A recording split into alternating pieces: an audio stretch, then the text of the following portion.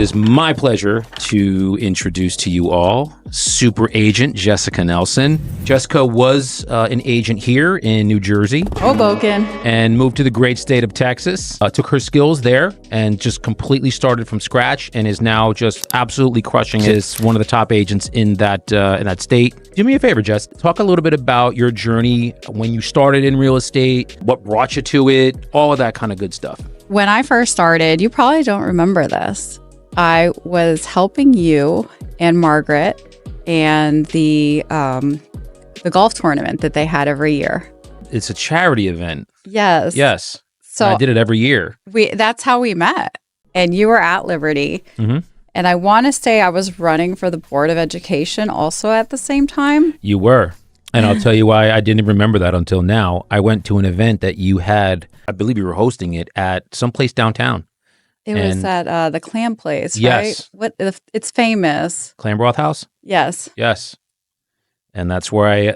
And I was there with Margaret. We all kind of came down, and that was a brief intro, into like meeting you and kind of getting a little bit to know you. Yeah. At the time, I don't believe I was at Liberty yet. No. So I remember you had given me a ride home. Mm-hmm. And, here in Hoboken, parking is a problem. So when you have a good friend and you need to go 11 blocks and they have a car, they'll do you a solid. You had kind of said a few things, and I just thought Sotheby's was like, amazing. Why would I ever leave? Mm-hmm. And you said, well, maybe you should come check it out. And then maybe 3 months later, I had joined Liberty. And Yep. you were a top agent there. I mean, really, most of the strongest agents in Hoboken were at Liberty at the time. So we were, it almost felt like a Wall Street, It was fun. Yeah. It was fun. I enjoyed my time there. To take a sidebar on this, this is a great place to start your career, because if you can survive and thrive here in Hudson County, you can survive and thrive anywhere. Absolutely. And Jess is a perfect example of that, because we're going to get into when she left and then went to a completely different state. I don't know, what's Texas, 2,000 miles away, and completely made a career down there. And now you're one of their top agents too. Thank you. Yeah. So if you can get to 12 deals a year here in Hoboken, that is the equivalent of 50 anywhere else. Is that right? It really is. Because you're seeing that in Texas? Absolutely. Interesting. In order for you to do, a deal a month here, you're having to push and shove, show up to networking events. There's so many great agents. Anytime you're in one room, there's going to be 30 agents who probably know more than you. They know the people longer than you do. Mm-hmm. They know the business. They know how many generations have lived in that building. And for you to make it here, you really have to do something different and something truly special. Yeah. So when you master that skill of, how to do deals, of how to negotiate, of how to be kind of a bulldog to get people's attention, when you go somewhere else, it's like dominoes. They all fall down. To give you a little background on my story, and my audience knows a lot of, I'm very, very open about my successes and a lot of my failures. When I started, I was, I was doing what, you'd stumble upon, 5 deals, 8 deals a year. Sure. Just from your friends or people you knew. And nothing was consistent. Only when I started to work with a real true mentor in Aaron with the Elite Builders did I really start to consistently list and consistently close, deals on a regular basis. So, I can completely understand and I can confer with you on that. Prospecting here, it makes Talk about me, that. it makes me laugh because, I help agents now in Texas, and they're like, they were mean to me, and it's really upsets them. And it was almost odd here when someone wasn't mean to you. Yes. Hey, I'm walking here. Up yours, you son of a bitch. It was to be Yes. expected. Yes. Yeah, I mean, if you can get through that, if you have the mental fortitude to, overcome that hurdle, Mm-hmm. you could do it anywhere. Mm-hmm. It's very true. You can. just this morning, I had somebody tell me, "Don't ever call me again." I had somebody tell me to F off, and because they're getting hit with a lot of big. But look, when your property doesn't sell, like I can help you, and I know what to do Sure. to get it there. But again, when you're getting hit with 10, 20, 30, 40 phone calls from every Tom, Dick, and Harry that's out there, yeah, they're going to get angry and frustrated. Yeah. And that's that initial hurdle that we always talk about here of if you just have the skill to connect with these people, sellers, even for sale by owners, expireds, just listed, just solds, you can connect with them. However you get over that initial hurdle of them just wanting to get off the phone with you within a sentence or two, Right. it's golden. Absolutely. And here it's not a place where you can't door knock a condo, right? No. So there are other obstacles that you have to overcome. Another issue that we're all dealing with is robo-killers. Yes. A lot less pickups per hour, right? Yes. 100%. So I can imagine that for you have even less of a window. Yeah. You get 4 people who pick up, you got to get somebody's attention. Yes. And talk about prospecting. Talk about the difference between where you're at now in Texas and where you were here. Because I know your skill level is completely different from when you were here to when you were there. So this was a whole journey of being in proximity to the right people, because proximity is power. We know that. So you got in proximity with certain people, made certain decisions in your life, and now you're at a completely different place. So let's start from the genesis, from where you were here. Talk about your experience here and now, successes you were having, failures you were having, and then moving over to Texas. Here was very different for me because I was in a relationship where I had financial backing. Mm-hmm. There was a partner who had the means to support my family if I wasn't able to do so. Right. Part of the reason why I moved to Texas and made this big life change is because I no longer had that financial support. So for me, I was in a situation of sink or swim. Right.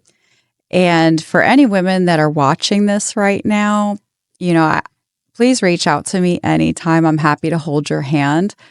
I wish that I had someone to really hold my hand back then. Yeah. And the person I got, I'm very grateful for. That was my coach, who is Aaron. Mm-hmm. He, but your coach is not your girlfriend, right? She's not your gal.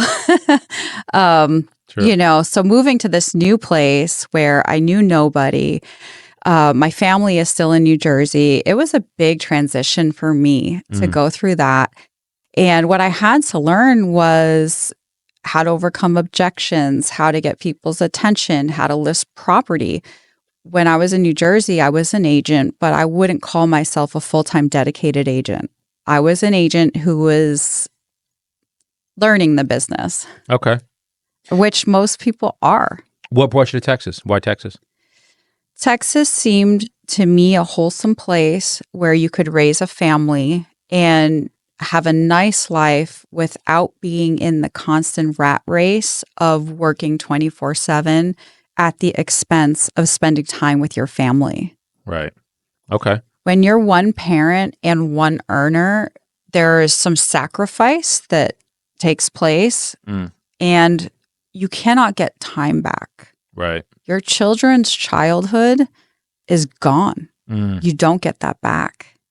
Yeah, like I can imagine thinking about that. I don't have children, and we all, my audience knows that. I'm not married, anything like that. So thinking about what you just said, your children are only that age one time. Yeah. So you only get to experience, your children at that age once, and then that's it. Yeah. So it sounds like that became a reality to you, or, Oh, yeah. Yeah, like came into the forefront. There's something about the age between like 7 and 11 because they go from being like babies, like kids. Yeah. Like, oh, how cute, to like, oh, I just had a real conversation with you, that it hits you. It's like, oh my gosh, they're going to be in college soon. And you want to treasure every moment. All right. So you're in Texas now. All right. We're starting from scratch. Yeah. You move, you get yourself settled. Now it's like, holy shit, I have to start earning money. Yeah. Talk about that. So at Liberty, we had that bullpen mentality of everyone making phone calls together, prospecting, hammering the phones, putting up your appointment on the board, bing, dinging the board. Yeah. I took that mentality and did it with myself. Okay. My little office, my space became my bullpen. Yeah. And I just hammered those phones. And then I would go door knocking. And my goal every day is to talk to 50 people. I did not know how to properly pronounce half the names of the cities I was working in. Like the seller would literally correct me. They'd be like, no, sweetie, that's not how you say that. Oh, wow. And they call you sweetie. Yeah. Nobody's calling you sweetie here. I love the manners of the South. Like, yes, ma'am, no, sir. I learned how to speak respectfully. So that was a positive. Yeah. But speaking to 50 people every day was number one. I still talk about it. The majority of, interviews I've done, they're like, well, how'd you do it? I'm like, I asked 50 people a day, when do you plan on moving? That's a great question. Such a great question. If someone's bound to tell you, yeah, we're looking at this, or we just saw that. And, if you ask people about what they care about, they're going to tell you everything. Amazing. Isn't that amazing? You just don't make it about you. It's all about them. How can I serve you? What are you looking to do? And it's amazing. You get the results. Absolutely. Good for you. I didn't know a lot back then. That's how I know that any agent can do it. Your head. So I've never actually publicly admitted to this. Oh, this is great. Go. So I would kind of put on an accent of what I think Southern people sound like. My God. And, eventually it started to stick so that I wouldn't sound Northern. Right. Well, hi. I was just walking by in the neighborhood and your home is lovely. I don't think you necessarily need to move, but if you happen to know any of your neighbors, maybe their daughters are done with high school, is there anyone that I could help? And they wouldn't say anything. They would just look at me like I was a part of them. And the more I did it, because I mirror matched the people I was talking to, great skill, the better the accent would get. So yes, I tried my best to fit in. I guess maybe it was a little inauthentic, but the reality is a Texan is not going to hire a New Jersey girl with a thick Jersey accent as a stranger. Did you notice that starting out? You were knocking on doors. Did you did you do the accent right off the bat, or no? You learned that? You know what? It started to naturally happen, like to where I didn't try to do it. Okay. I almost would hear someone, right? And then I would start speaking the way they spoke. So it wasn't really intentional. But then I realized how much better my results were when I really went headfirst into it. Yeah. Door knocking actually improved my life in Texas because it helped me to learn about people and my community. The first thing I learned was at 5 to 6 o'clock, the cars start coming home. Right. And families have dinner. That is not something we're used to here. Like 5, 6 o'clock is generally not when anyone gets home. Right. Because they're commuting from the city. Oh, sure. Right? Yeah. Or before pandemic, I should say. So typically families eat not together here in the Northeast and they eat like 8, 9 o'clock at night. So I had a really fun experience seeing like kids playing in cul-de-sacs, playing catch, riding their bikes, parents coming home from work. And I started to be like their neighborhood door knocker. And they would actually tell me, oh, you know what? I was talking to so-and-so and their son moved to North Carolina and they think they want to go there too. Go talk to her. No way. So they're like your bird dogs. Yeah. Wow. But it wouldn't have happened if I didn't genuinely become part of the community. I mean, I used to bring these people like gifts and not gifts like tacky things. Like, if I saw you had a dog, I would bring the dog like a bone and I would ask like, is this, are they allowed to have a Kong or whatever, There was an older lady who lived by herself and I saw all the trouble she was having. Like she was fixing her yard and like painting things herself. Yeah. I came and helped her pressure wash her house. Wow. Because honestly, that's what I'd want someone to do for me. Or somebody you love. So Yeah. I didn't look at it as like, I'm door knocking to make money today. I looked at it as, I want to be a part of this community. I need to get to know this community, and I don't deserve the chance to serve them unless I actually become a part of their world. Right. That's fantastic. Now, you mentioned people eating at 5 or 6. Did you notice that in door knocking at that time, they were, hey, we're eating. The worst possible time to door knock is 5 to 6 o'clock? Yep. In Okay. fact, usually when I walk the neighborhood at that time, I barely even say anything. I'll just say, dropping off a flyer to invite you to our open house. We're going to do an Easter egg hunt for the kids. I won't say, when are you moving, any of that type of stuff that time of day. Mhm.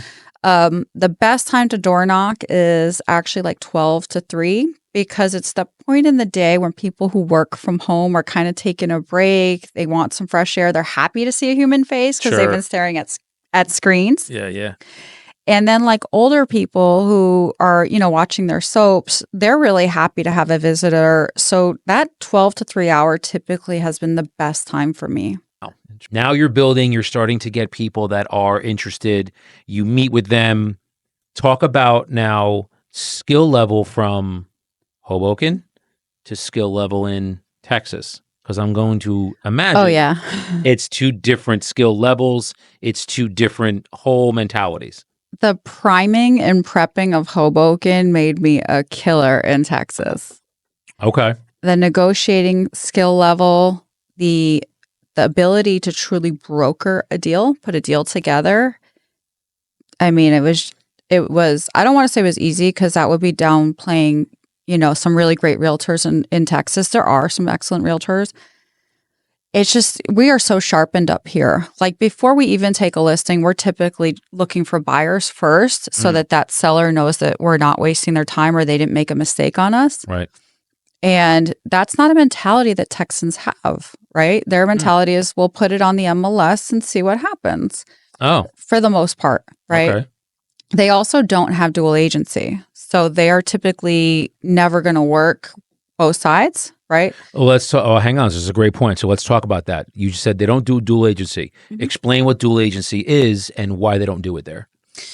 Yeah, I mean, I don't want to get too much in the mud with this, because like new agents are going to freak out. But so dual agency is, you represent both the buyer and the seller, and you bring together both sides and you make the total commission for having done so. In the state of Texas, you are not allowed to do that. It's one agent for the buyer, one agent for the seller, and you are independent. So if you are putting the deal together, you have to pass that client off to another agent in your office. Ah, okay. And, interesting. Can you take a referral fee on that? Yes, you can. Okay. Yes, you can. All right. So it's not a complete, one buyer, one seller, but it really is. I mean, anything else is considered like working the system. Oh, okay. Like, Texas is very clear about, they want each party to be fairly represented and not have conflicting interests. Okay. Interesting. All right. So that was something you learned from Hoboken to there. Oh, yeah. Now, all right. So you're noticing that your negotiating skills are coming into play in a very powerful way. Are you noticing? Yeah, go ahead. You were going to say. I'm not sure if that's necessarily having to do with place as much as it was time. There were so many new agents during pandemic. I don't want to throw a bunch of Texan realtors under the bus, because there are excellent agents. I have a feeling that a lot of the buyer's agents I was dealing with had just gotten licensed, and they didn't realize how much they were, giving up things that they shouldn't have been. Oh, right. In the negotiating. To acquiesce. Yeah. Sure. So interesting. All right. So now you're there and you're negotiating. You're noticing that. Oh, let's talk about when you moved. So you had mentioned pandemic and pre. When did you actually go from Hoboken to Texas? What year? 2020. I went September 2020. Right in the middle of the pandemic. Right in the middle of the pandemic. A lot of people made the move. I want to say 6 months to a year after me. Yeah. I'm a trendsetter. And I made that move really initially out of necessity. Homeschooling was the only way to educate children at the time. And it was not possible for me to be a teacher, a business owner, every other hat that we have to wear. I had to send the kids off to school every day to be educated. Right. And Texas schools were open. Oh, right. Mm-hmm. That is a red state, so. Yeah, I don't want to get into politics because we'll be here all day. Texas lifestyle was the 180 to what Jersey was at the time. And just out of pure necessity, that was the lifestyle I needed at that time. Yeah. Okay. Yes, we were definitely very locked down and things of that nature. So yeah, we won't. Not going to get into that. All right. So now you're noticing that. All right. We're negotiating deals. We're putting deals together. You're starting to get your feet underneath you. And so now let's get into the success. All right. So you're starting in 2020. And now we're going to move into 2021. Are you seeing yourself, your deals, your income, your success? Are you seeing it starting to rise as you're at, I don't know what brokerage you were at, so talk about who you were with and what you were doing at the time. I was at a big box brokerage, and the reason why I went there is the regional vice president, Alex Vidal, is someone I highly respect. And when I found out that he was going there and he made the offer to me to join the brokerage he's with, it seemed like a perfect fit.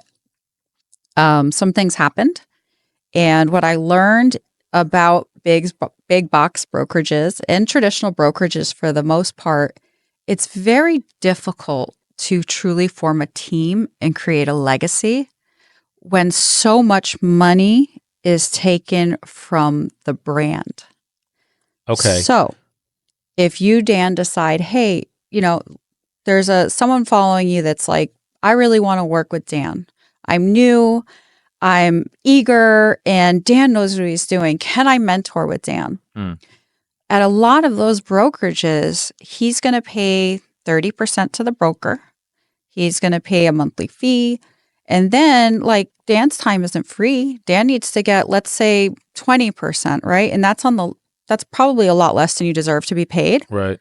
By the time that agent gets money, it's like 15%. Wow. And most human beings cannot support themselves with 15% of a commission. And then on top of that, how do you build a business without any equity, ownership, long-term benefits?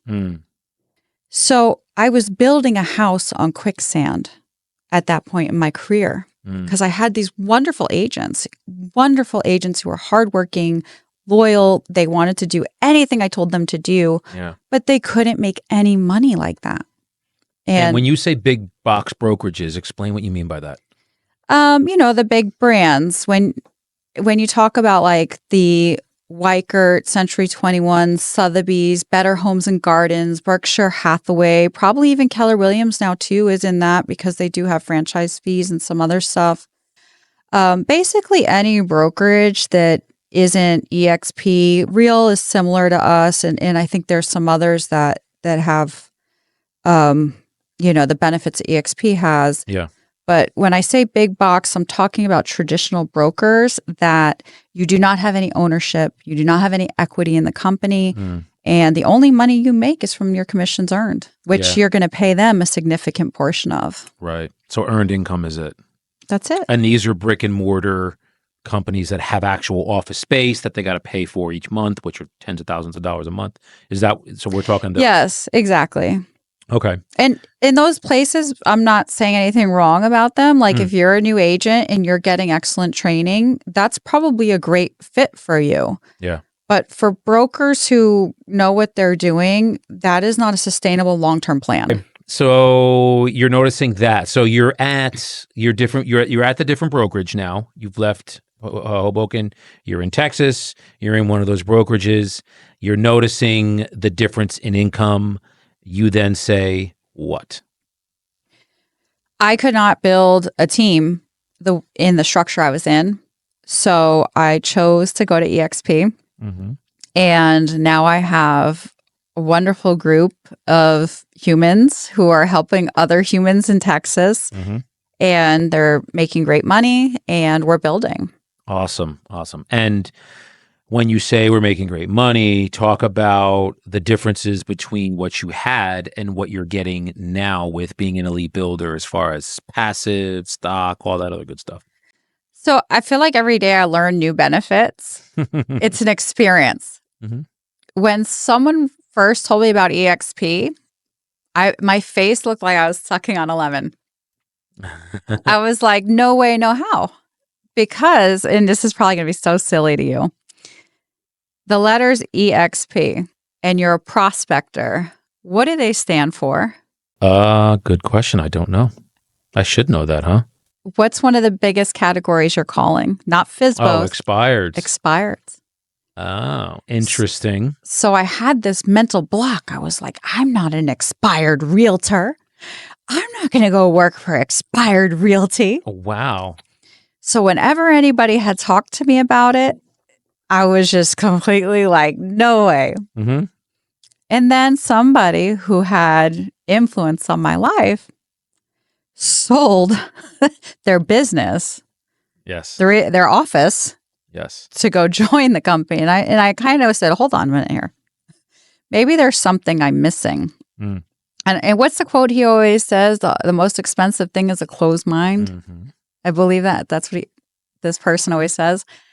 So, I took another look and I said, okay, so all of these agents that I'm mentoring, that I'm enjoying helping, that I know are going to be great agents one day, I can make money and they can make money and we can all be happy together. And I was like, wait a minute, this isn't real. Mm-hmm. So that was number one. The money that, I get from helping agents, it doesn't come out of their income. It comes out of EXPs. And that's a big difference. Huge. Now these people can be empowered. They don't need to always live under me, which nobody wants to live under someone long term. No. Nobody who's any good. Look, we always said here, we create leaders. We are trying to create leaders. We are creating leaders. Yeah. So all you're doing is just creating leaders. Exactly. And a leader does not want to be under somebody else's thumb their whole life, which is how it is at a big box brokerage. Otherwise, you don't make anything. Right. Because then they leave your team and now you're back at square one. Right. So that was number one for me because my legacy is my long term. That's what I want long term. Okay. Number two is that I really want to help other women, especially, listen, I'll help anybody who wants my help, but especially women who they find themselves in a position where they need income and they don't know what to do. I know that if that woman gives me 4 hours of her day while her kid is at school, I will make her profitable. We're in Dallas somewhere again. It's a beautiful home. Shows you all the amenities. That is some bright ass shit. Right. Places to hide bodies. You got your walk-in closets, all your button-down shirts to get the hamburger meat all hanging out.